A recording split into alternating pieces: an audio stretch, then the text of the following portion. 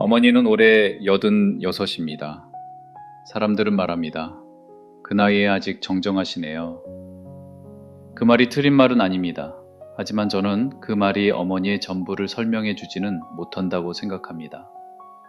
왜냐하면 우리 어머니는 계절에 따라 전혀 다른 사람이 되기 때문입니다. 봄이 오면 어머니는 갑자기 바빠집니다. 아침에 눈을 뜨는 시간부터 달라집니다. 겨울엔 아침 8시가 넘어도 방 안에서 인기척이 없던 분이 봄만 되면 해 뜨기 전에 일어나십니다. 오늘은 뭐 심어야 되지? 누가 시킨 것도 아니고 돈이 되는 것도 아닌데 어머니는 마치 오늘 안 가면 안 되는 약속이라도 있는 사람처럼 텃밭으로 나가십니다. 고추 모종을 심고 상추 씨앗을 뿌리고 이웃이 나눠준 파 뿌리를 다듬으면서 어머니는 다시 말을 하기 시작합니다. 봄의 어머니는 몸이 젊어서가 아니라 할 일이 있어서 살아계십니다. 혹시 여러분 어머니도 그러시지 않나요? 아이고 힘들어 하시면서도 막상 나갈 일 생기면 옷부터 챙기시지 않나요? 사람은 몸이 힘들어서 늙는 게 아니라 갈 곳이 없어질 때 늙습니다. 여름이 되면 어머니는 더 바빠집니다. 텃밭은 매일 손을 봐야 하고 한글 학교도 다니십니다. 86에 한글 학교를 다니신다고 하면 사람들은 묻습니다. 이제 와서 왜요? 그런데 어머니에게 한글 학교는 공부하는 곳이 아닙니다. 전날 밤부터 옷을 고르시고 이거 입으면 더워 보일까? 저번에 입은 건 너무 낡았지? 그 모습은 학생 같기도 하고 누군가를 만나러 가는 사람 같기도 합니다.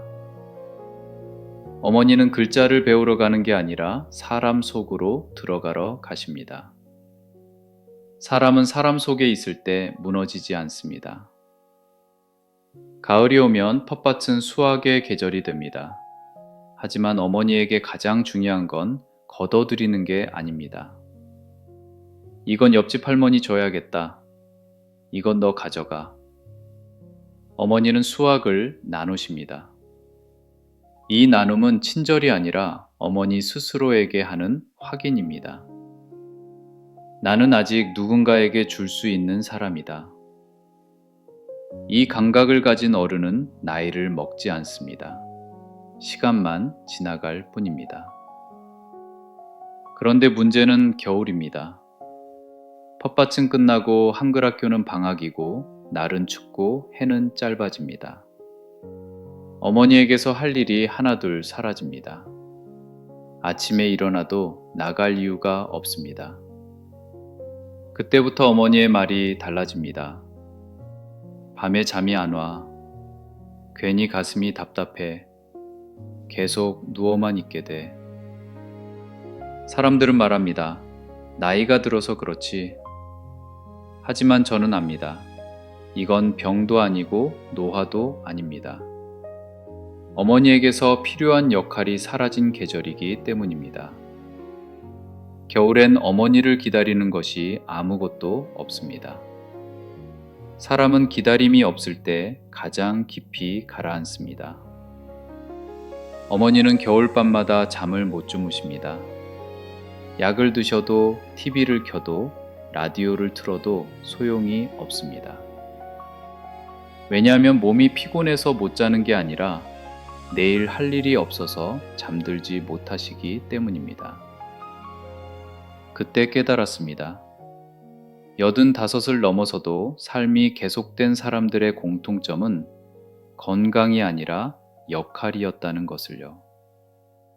어머니는 봄이 오면 다시 살아나고 여름엔 바빠지고 가을엔 나누고 겨울엔 조용해집니다.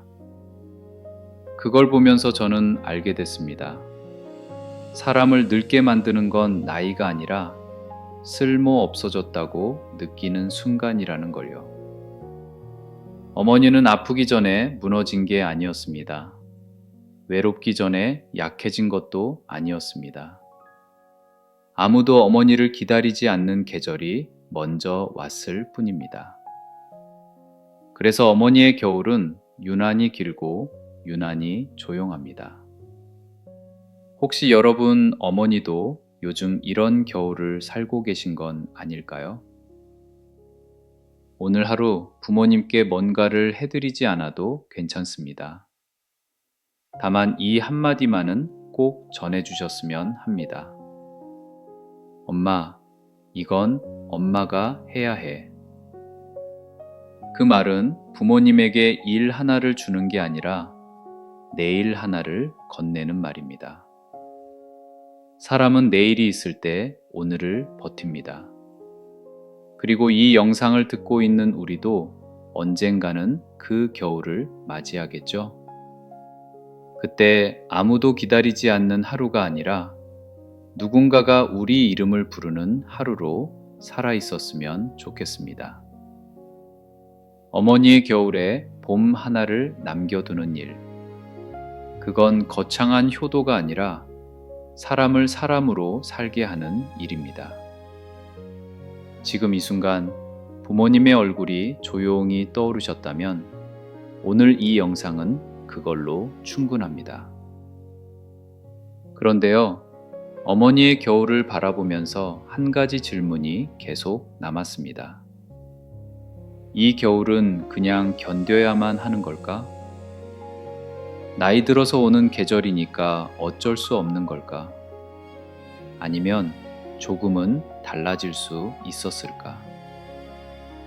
그래서 우리는 아주 조심스럽게 작은 것부터 바꿔보기로 했습니다. 대단한 계획도 아니었고 어머니께 이제 이렇게 하세요 라고 말하지도 않았습니다. 그냥 겨울에도 어머니가 필요한 사람으로 하루를 시작할 수 있을까?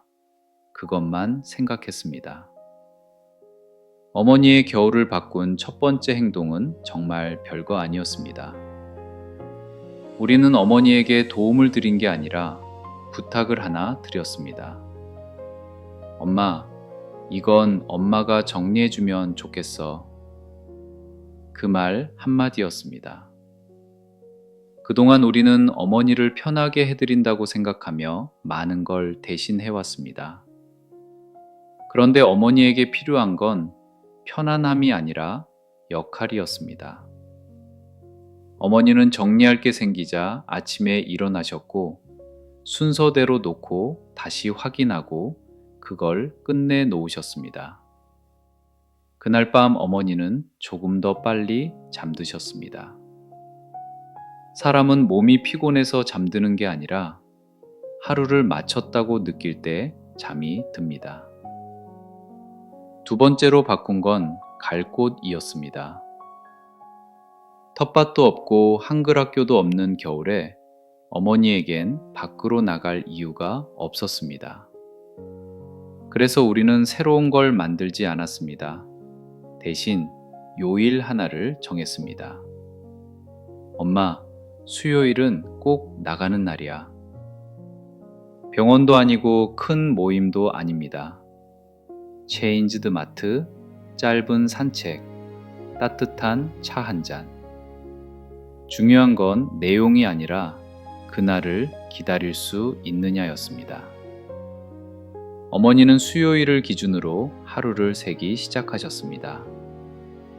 오늘은 월요일이네? 모레 나가야지. 그 말이 다시 나오기 시작했습니다. 내일을 말하는 사람은 아직 삶 안에 있습니다. 세 번째로 바꾼 건 가장 조심스러웠습니다. 우리는 어머니의 우울을 없애려고 하지 않았습니다.